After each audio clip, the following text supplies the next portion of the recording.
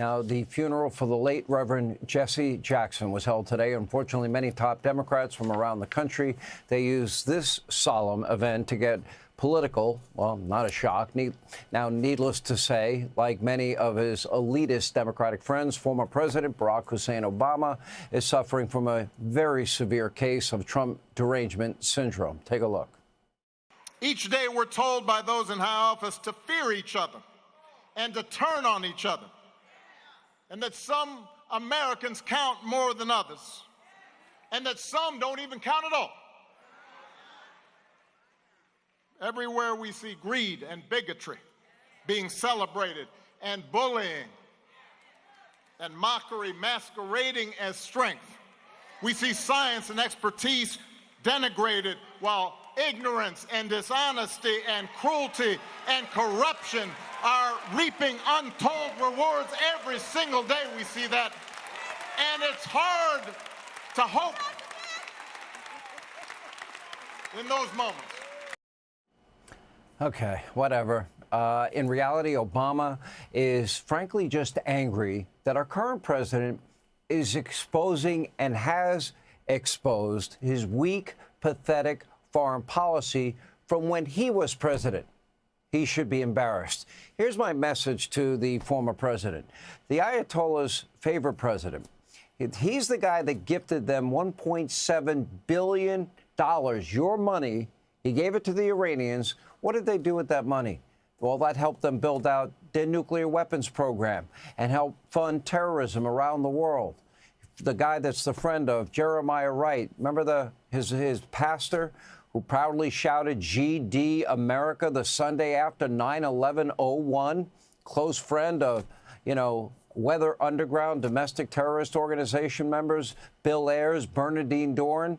By the way, I do have sources that were friendly with Jesse Jackson.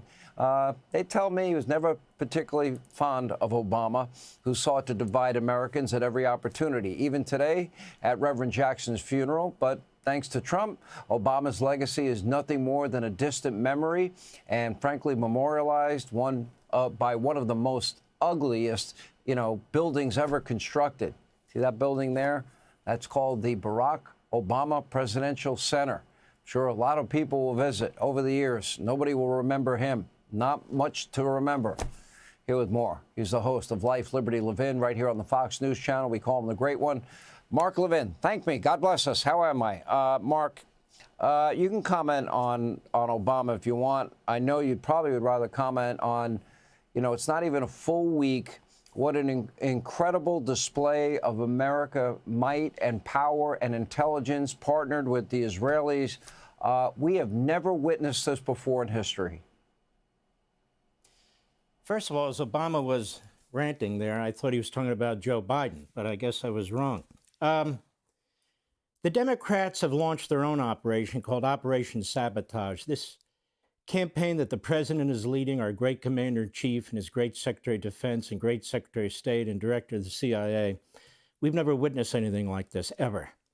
And it is so fast, it is so powerful with our allies, the Israelis and the great prime minister there, Netanyahu.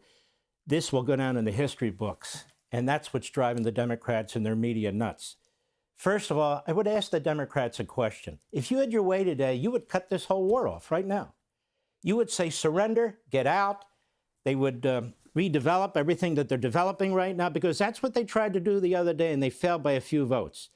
The American people need to understand the Democrat Party is trying to sabotage the United States military, the commander-in-chief, in the middle of a military operation, what I call a peace operation, because that's what it is. Peace through strength. This is peace through strength. This is a peace mission. That's number one. Number two, they're giving aid and comfort to the enemy. When communist China and fascistic Russia and the inbred in North Korea and the Quislings, starting with, the UK and others, and when the enemy, here's our Democrats speak about our military. Here's our Democrats speak about our commander-in-chief. Hear them speak about our country. We, the American people, they think they have some hope left. Some hope left. They were hoping the Democrats would win these votes. The enemy within. The Democrat Party has lost its way. It gives aid and comfort to the enemy. It's undermining our troops in the field. And Americans need to understand this. So let me tell you something, Democrats. The American people don't like it. maybe your left-wing kooks like it, but the American people are going to make you pay a price for it, and they should. And they say, what's the mission? What's the mission? Khomeini's gone. The senior leadership is gone.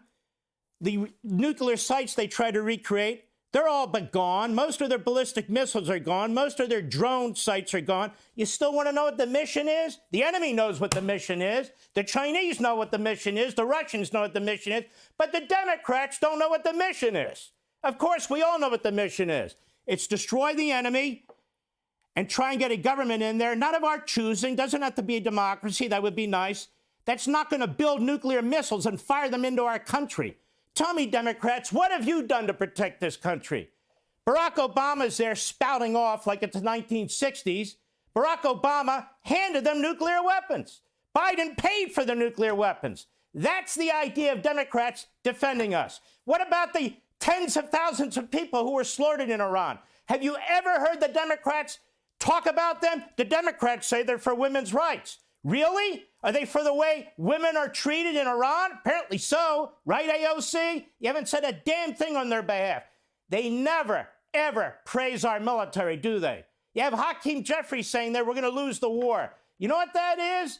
That's a traitor. That's right, I said it. That's a traitor. Now, they wave around the Constitution.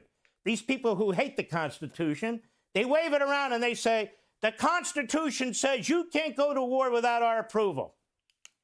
So they're illiterate on top of everything else. Where does the Constitution say that? Which framer of the Constitution ever said that? None of them. The original draft of the Constitution said Congress shall make war. They took it out. They said Congress shall declare war.